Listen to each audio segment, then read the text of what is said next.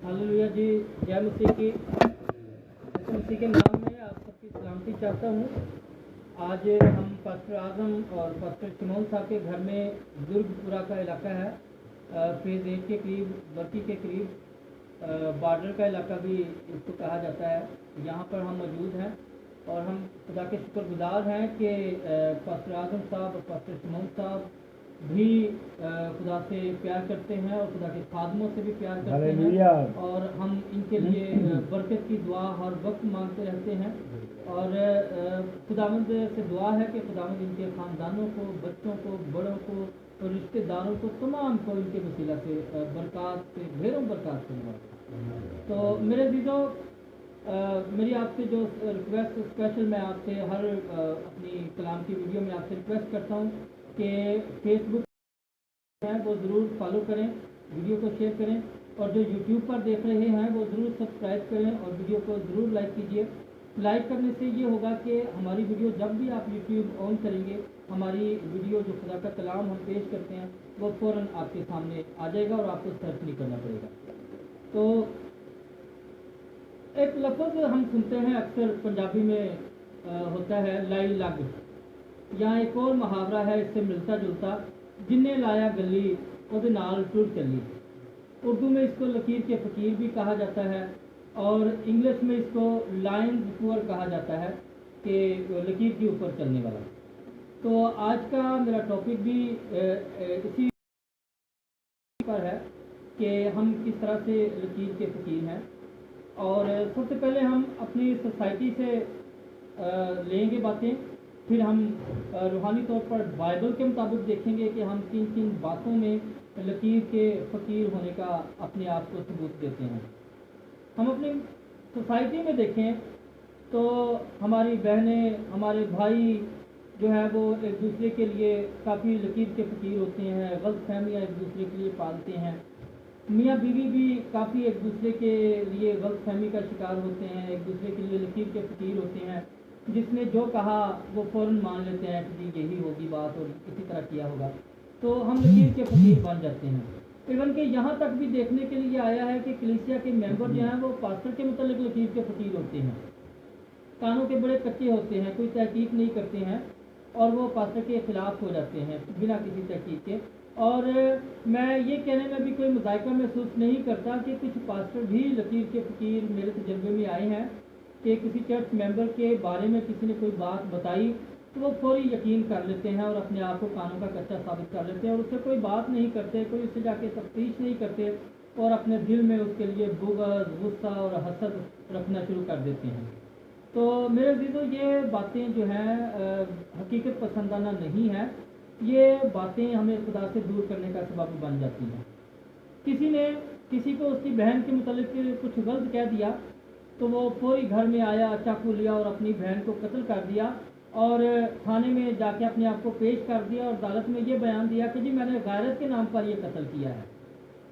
और पाकिस्तानी कानून कुछ ऐसा है, कुछ ऐसी खामियां हैं पाकिस्तानी कानून में कि ऐसे लोग बच निकलते हैं। गैरत के नाम पर कत्ल का नाम लेकर उसको सज़ा में भी कमी हो जाती है और बाज़ औक़ात पाकिस्तानी कानून के मुताबिक कोई दीद का मसला हल करके तो वो बच जाते हैं। और इसी तरह मियाँ बीवी के बारे में भी कोई गलत कर देता है बात, कोई किसी की बीवी के बारे में, तो वो घर आता है, डांग उठाता है या डंडा उठाता है और बेगम अपनी को मारना शुरू कर देता है। बेगम चीखती रहती है कि मेरी बात तो सुनो, मेरी बात सुनो, मसला क्या हुआ है, कोई मसला तो शेयर करो। लेकिन वो सुनता नहीं है क्योंकि वो लकीर का फ़कीर होता है। वो समझता है कि जो बाहर के लोग कह रहे हैं वो सच है और जिसके साथ मैं ज़िंदगी गुजार रहा हूँ, जिसको मुझे समझना चाहिए, वो झूठी है या वो झूठा है। तो ये हमारी सोसाइटी में आम मिसालें हैं जिनमें हम लकीर के फ़कीर बन जाते हैं। बहुत सारे और भी हैं। हम अपने दोस्तों के मुतालिक भी लकीर के फ़कीर बन जाते हैं। दोस्तों के मुतालिक हम गलत फहमी अपने दिल में पाल लेते हैं और कभी उनसे कोई उस मौजू पर हम बात नहीं करते कि चलो कोई मौका आता है तो हम उनसे बात कर लें कि यार फ़लाँ वक्त पर तुमने ये बात की थी, तो वो उसकी तस्दीक या तरदीद करे। अगर उसने बात की है तो वो माजरत कर ले और वो जो सारी बात है वो ख़त्म हो जाए, दिल से कीना आपका ख़त्म हो जाए। लेकिन लकीर के फ़कीर लोग कभी भी आपके मुंह पर बात नहीं करेंगे कि आपने मेरे लिए ये बात की थी, मुझे इस नज़रिए से ये बात पता चली थी, तो क्या आपने ये बात की थी या नहीं। तो हम ہم اپنے آپ کو گھلتے رہتے ہیں اپنے آپ میں، حسد میں، غصے میں، اور اپنے آپ کو تکلیف دیتے رہتے ہیں کہ اس نے یہ بات کیوں کی، جبکہ ہم اس سے تفتیش نہیں کرتے جا کے کہ بھائی تم نے یہ بات کی تھی یا نہیں۔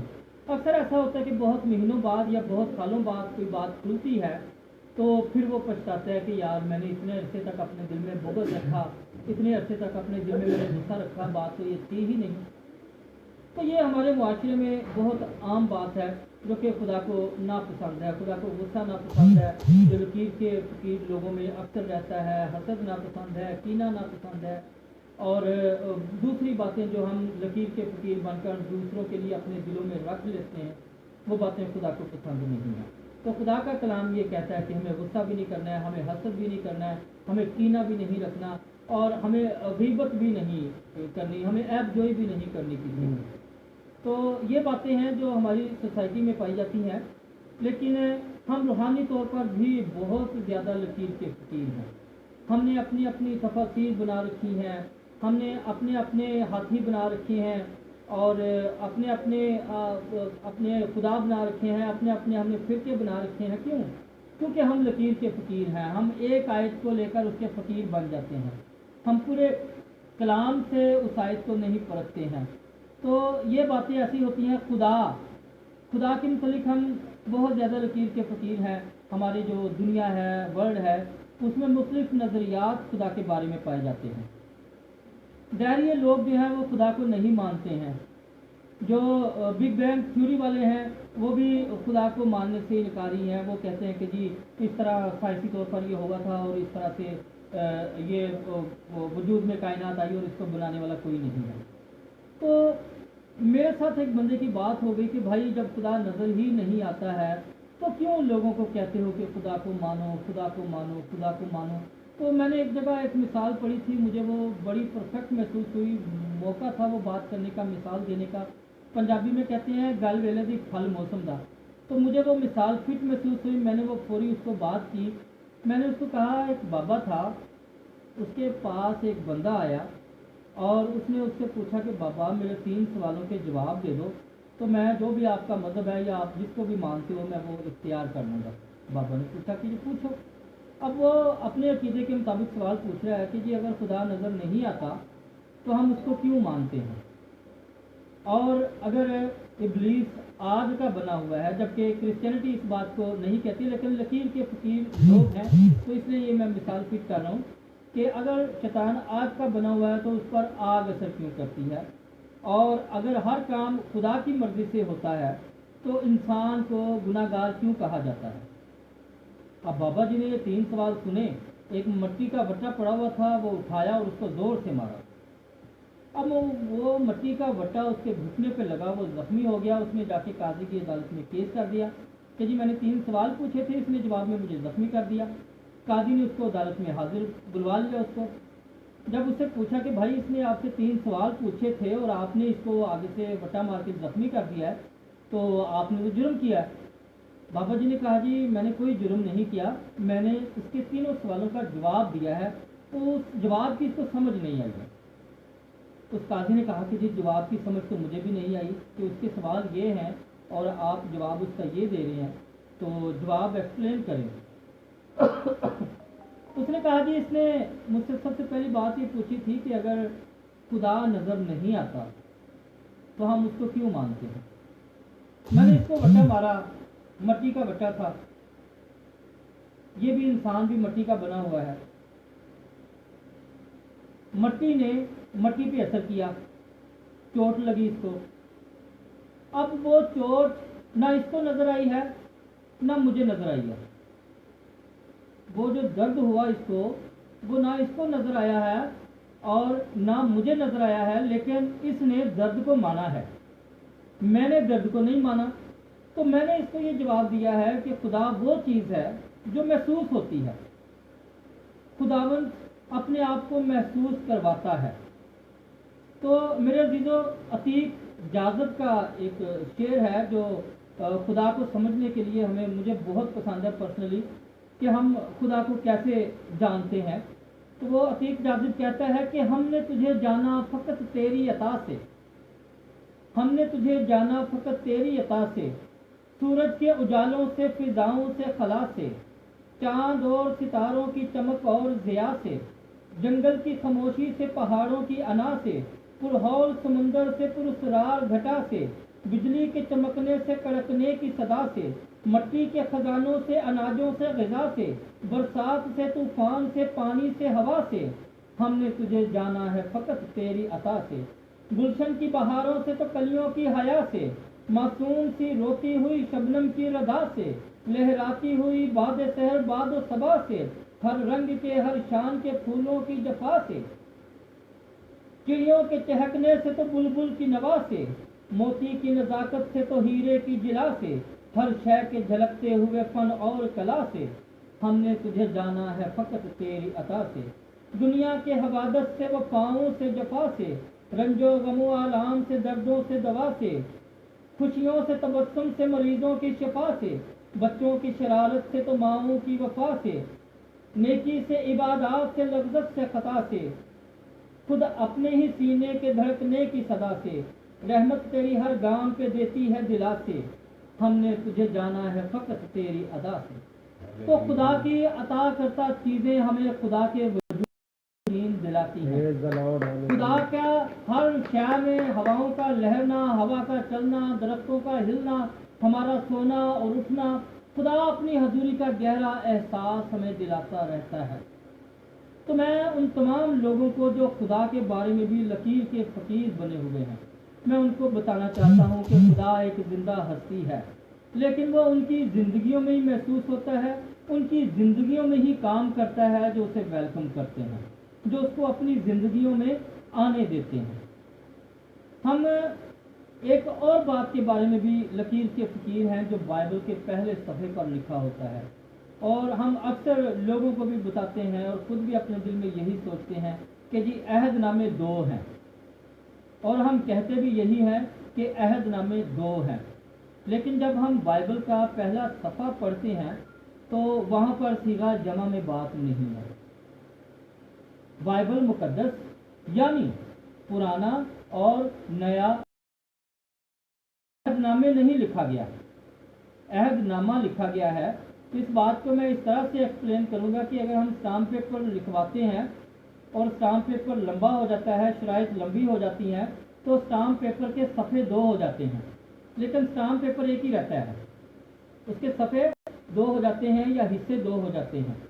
अगर मैं तस्वीर आपको 2 दिखाता हूँ, एक मेरे बचपन की तस्वीर है और एक मेरे अभी की मौजूदा की तस्वीर है, तो वो 2 तस्वीरें देखने में हैं लेकिन वो एक ही तस्वीर है, लेकिन मुख्तलिफ कैफियत की। एक मेरी पुरानी तस्वीर है और एक मेरी नई तस्वीर है, लेकिन वो है एक ही तस्वीर है, एक ही शख्स की तस्वीर है। तो इसके बारे में भी हम लकीर के फ़कीर हैं कि बाइबल के दो अहदनामे हैं। फिर एक और बहुत मुझे सुनने को बात मिलती है, अक्सर बदरू गिरफ्तार लोगों पर या तासीरों वाले अफराद पर जब हम दुआ करते हैं तो उनके दिलों में बहुत ज़्यादा खौफ समाया होता है शैतान के बारे में।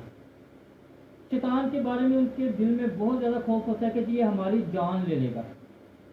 और बदकिस्मती है हमारी कि हमारे खादमीन भी बहुत ज़्यादा शैतान से डराने का एक सबब बन जाते हैं। कभी कभी बहुत ज़्यादा शैतान के बारे में लोगों के दिलों में खौफ डाल देते हैं कि जी शैतान ये करता है, शैतान वो करता है। खलील जबरान एक राइटर है, उसकी एक कहानी है शैतान के नाम से।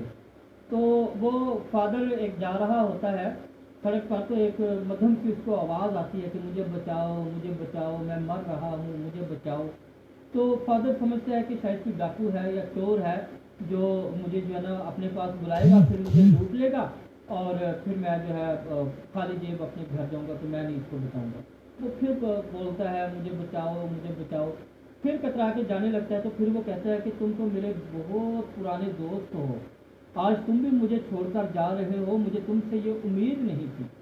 जब वो ये सुनता है कि ये तो कह रहा है कि मैं इसका दोस्त हूँ, तो मैं देख ही लूँ कि ये मेरा दोस्त ही ना हो कहीं। तो वो जाता है तो गले में एक शख्स पड़ा हुआ है, जख्मी हालत में है।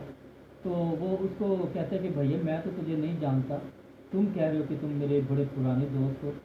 कहते हैं कि बहुत बेवफा दोस्त हो यार तुम, इतनी नस्लों से हम एक दूसरे के दोस्त हैं, اور آج تم مجھے پہچاننے سے انکار کر رہے ہو۔ وہ کہتا ہے بھائی تعارف تو کرواؤ اپنا۔ تو وہ کہتا ہے کہ میں تمہارے باپ دادا کا بہت ہی عزیز، بہت ہی جان سے پیارا دوست شیطان ہے۔ وہ اپنے زمانے کی جو عربی زبان میں اس نے لکھا ہے، لاہور پڑھتا ہے اور وہ پڑھتا ہے، تو کہتا ہے کہ جا دوزخ میں جا اور یہ کر وہ کر۔ وہ جانے لگتا ہے تو اس کو کہتا ہے کہ میری بات سنو پہلے، آج اگر میں مر گیا تو تمہاری دکانداری بند ہو جائے گی۔ جب دکانداری کا سنتا ہے کہ میرا پیسہ آنا بند ہو جائے گا تو پھر غور سے اس کی بات سنتا ہے کہ بتاؤ کیسے بند ہو جائے گی۔ وہ کہتا ہے کہ یاد کرو آج تک تم میرا ڈراوا دے رہے ہو لوگوں کو، میرے سے ڈرا رہے ہو لوگوں کو، اور لوگ میرے ڈر کی وجہ سے چرچ میں آتے ہیں، ہیکل میں آتے ہیں اور تم سے دعائیں کرواتے ہیں تاکہ ہمارا شیطان سے چھٹکارا ہو جائے۔ آج تم لوگوں کو جا کے بتاؤ گے کہ شیطان مر گیا ہے، تو کیا اگلے اتوار تمہارے چرچ میں لوگ آئیں گے؟ ان سب کو تو پتہ چل گیا کہ جو ہمارا دشمن تھا وہ مر گیا، اب تو خدا ہی خدا ہے، اس کو گھر میں بیٹھ کے کریں یا جیسے مرضی کرے، شیطان تو اب ہے ہی نہیں ہے، تو تیرے گھر میں تو کوئی آئے گا نہیں، تیرے چرچ میں تو کوئی آئے گا نہیں۔ وہ سنتا ہے تو کوئی اس کو اپنے کندھوں پر اٹھاتا ہے، اپنی خانقاہ میں لے جاتا ہے اور اس کے زخم ٹھیک کرتا ہے۔ اور اس طرح کہنے کا مطلب یہ ہے کہ ہم یسوع مسیح کے پرچار سے زیادہ شیطان کا خوف لوگوں کے دلوں میں ڈالتے ہیں، اور پھر لوگ اسی بات میں لکیر کے فقیر بن جاتے ہیں کہ جی شیطان جان لے سکتا ہے، شیطان کو بھی جان لینے کا اختیار ہے۔ تو کیا جو چیز خدا نے آدم کے اندر ڈالی تھی کیا اس کو کوئی اور لے سکتا ہے؟ یسوع مسیح نے کہا کہ میں جان لینے کا بھی اختیار ہے میرے پاس اور جان دینے کا بھی اختیار ہے، تو پھر یہ کیسے ہو سکتا ہے؟ شیطان کا ہمیں کہیں دعویٰ نظر نہیں آتا کہ میں جان لینے کا اختیار رکھتا ہوں۔ اور پھر ایوب کا جو صحیفہ ہے 12 باب اور اس کی 10 آیت، اس میں بھی ہمیں ملتا ہے کہ کل بنی آدم کا دم خدا کے ہاتھ میں ہے، لیکن ہم اس بات کے لیے بھی روحانی طور پر لکیر کے فقیر ہیں کہ شیطان سے ہم ڈرتے رہتے ہیں کہ جی شیطان ہماری جان لے سکتا ہے۔ شیطان صرف ہمارے اندر خوف پیدا کرتا ہے، ڈر پیدا کرتا ہے، تاکہ ہم اس ڈر اور خوف کو لے کر خدا سے دور ہو جائیں۔ وہ اپنے بھی فالوور بنانے میں زیادہ انٹرسٹڈ نہیں ہے۔ شیطان نہیں چاہتا کہ سارے میرے پیروکار بن جائیں، وہ صرف خدا سے دور کرنا چاہتا ہے۔ خدا سے دور کر کے پھر وہ اور شکار ڈھونڈنا شروع ہو جاتا ہے، وہ ہمارے ساتھ ہی نہیں رہتا، وہ دیکھتا ہے کہ خدا سے دور ہو گیا، بس ٹھیک ہے میرا مقصد پورا ہو گیا۔ پھر ہم روحانی طور پر عورت کے متعلق، اپنی خواتین کے متعلق بھی بہت زیادہ یہ اپنے دل میں اور لکیر کے فقیر بنے معاشرتی سطح پر کہ وہ کام نہیں کر سکتی، اس کو کام نہیں کرنا چاہیے۔ لیکن امثال 31 باب اور اس کی 10 سے 31 آیت میں ہماری یہ غلط فہمی بھی خدا دور کرتا ہے۔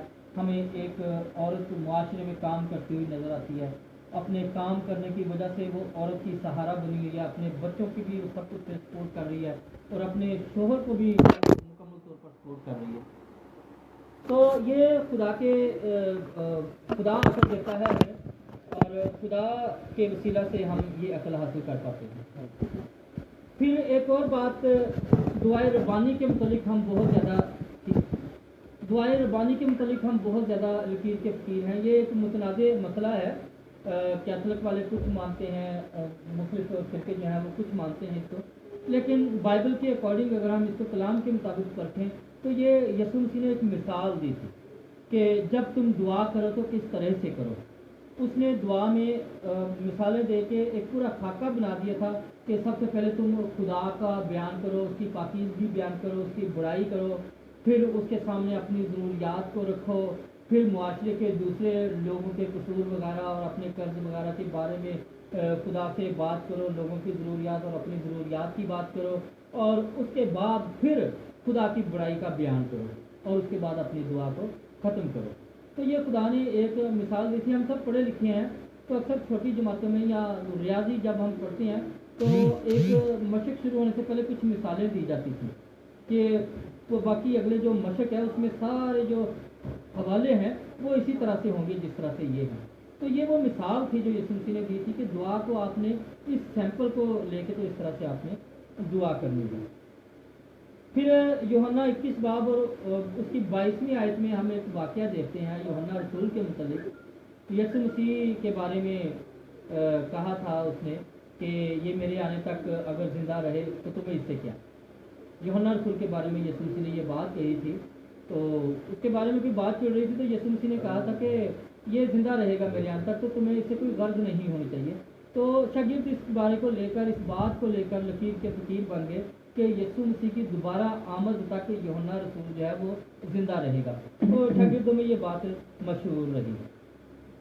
फिर लूका रसूल की इंजील 22वें बाब और उसकी 45वीं आयत में गतसमनी का जो वाक़या है, उसमें जो यीशु मसीह ने कहा कि बाप ये प्याला मुझसे टल जाए, तो अक्सर ये गलत फहमी हमारे लोगों में पाई जाती है कि यीशु चूँकि इंसानी जिस्म में था, इंसानी बदन था, तो पूरी इंसानी खसूसियात थी उसमें। यीशु सोता भी था, भूख भी महसूस करता था, प्यास भी महसूस करता था, तो थकता भी था, तो ये भी एक इंसानी फितरत थी, डर जाना और खौफ खा जाना भी। तो यीशु मसीह मौत से डर गया था, तो यीशु मसीह ने इसलिए कहा कि जी ये प्याला जो है ये मुझसे टल जाए, जबकि ये हकीकत नहीं है। हम ये कहकर यीशु मसीह की उस मंसूबे की जो खुदा ने आदम से शुरू किया था, उस मंसूबे की तौहीन करते हैं और उस मंसूबे का इनकार करते हैं। हम इससे पहले जब देखते हैं तो पतरस ने कहा था कोई बात मरने के मुतालिक, तो यीशु मसीह ने उसको कहा था कि शैतान मुझसे दूर हो, क्योंकि तू खुदा के मंसूबे को नहीं समझता, खुदा के मंसूबों में रुकावट बनता है। तो अगर हम ये बात करते हैं कि जी यीशु मसीह डर गया था और वो चाहता था कि सलीब पर ना चढ़े, तो ऐसी बात नहीं है। 22 बाब और उसकी 24 बाब की 43वीं आयत जब हम पढ़ते हैं, तो यीशु मसीह को एक फरिश्ता नज़र आता है। जब उसकी जहाँ करने की हालत हो गई और हालत ऐसी होगी कि मरने की नौबत आ गई बाइबल के मुताबिक, तो उसको एक फरिश्ता दिखाई दिया जो उसको ताकत देता था। ताकत क्यों देता था? ऐसी क्या वजह थी कि यीशु मसीह को ताकत की जरूरत पड़ी? क्योंकि जिसके इख्तियार को उसने हासिल करना था, जिसकी हुकूमत को उसने ख़त्म कर देना था, जो चौथे बाब में कहते हैं कि ये सारा कुछ मेरा है, मैं जिसको चाहता हूँ देता हूँ, सारी सल्तनतें मेरी हैं, सारा इख्तियार मेरा है।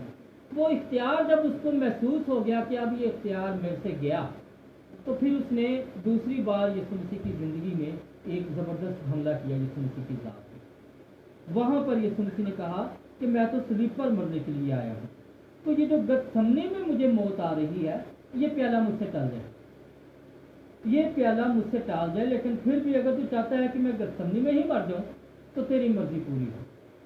तो फिर खुदा ने एक फरिश्ता भेजा जो उसे तक़वियत देता था।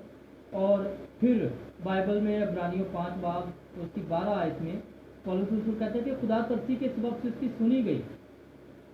बशरियत के दिनों में जब उसने रो रो कर खुदा से दुआ की, तो खुदा खौफी के सबब से उसकी सुनी गई। और ये उस बात की तस्दीक है कि वो दुआ उसकी कबूल हो गई थी कि गतसमनी में उसको मौत नहीं आई थी। फिर पैदाइश 1 बाब और उसकी पहली आयत जब हम पढ़ते हैं कि खुदा ने इब्तदा में ज़मीन और आसमान को बनाया, तो हम यही समझते हैं कि ये कायनात का आगाज़ था, कायनात की इब्तदा थी। इस बात को लेकर हम यही समझते हैं कि ज़मीन और आसमान बन गए, तो ज़मीन और आसमान के दरमियान में जितनी भी सैयारे हैं, सैयारचे हैं, तारे हैं, उन सब का भी जिक्र आ गया। क्योंकि सैयारों का ख़ास बाइबल में जिक्र नहीं है कि वो किस दिन बनाए गए। सितारों का जिक्र है, सूरज चाँद का जिक्र है, लेकिन सैयारों का जिक्र नहीं है और पानी की तख्लीक का कोई जिक्र नहीं है। तो इसके बारे में भी हम लकीर के फ़कीर हैं कि जी ये कायनात की इब्तिदा थी, जबकि ये कायनात की इब्तिदा नहीं थी, ये मालूमात तारीख़ की इब्तिदा थी। ये तारीख़ के आगाज़ के बारे में मूसा बताता है, और तारीख़ का आगाज़ बाइबल बताती है, कायनात का आगाज़ नहीं होता। तो मेरे अज़ीज़ों, ये था कुछ बातें कलाम के मुतालिक। वैसे तो बहुत सी बातें हैं जिनके मुतालिक हम लकीर के फ़कीर हैं, लेकिन टाइम की नज़ाकत को भी हमें देखना होता है, और खुदा का कलाम कहता है कि वक्त को गनीमत जाने। तो मेरे अज़ीज़ों, खुदावंद आपको बहुत ज़्यादा बरकत दे, और आज से हम कोशिश करें कि हम बातों में लकीर के फ़कीर ना बने, कलाम की तहकीक करें, कलाम के मुताबिक हम अपने आप को परखें, बीरिया के लोगों की तरह। अमाल 2 बाब में जब बीरिया के लोगों तक खुदा का कलाम पहुंचता था, तो उसकी तहकीक करते थे कि आया ये ऐसा है या ये हम तक जो पहुंचा है मसनूई है। तो मेरे अज़ीज़ों, खुदावंद आपको बहुत ज़्यादा बरकत दे और अपने जलाल के लिए कसरत के साथ इस्तेमाल करें। आमीन।